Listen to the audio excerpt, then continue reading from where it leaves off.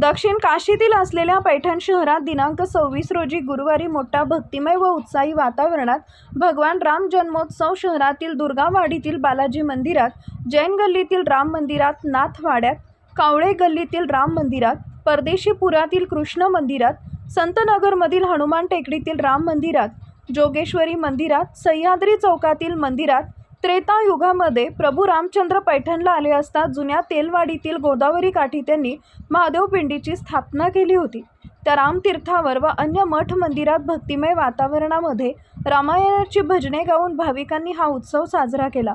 अमृतराया मठामध्ये रामनवमी उत्सवात प्रफुल्ल बुवा तळेगावकर महाराज कीर्तनात म्हणाले की रामभक्तीमुळे मनुष्याचं जीवन आनंदीमय होते व असं सांगितले।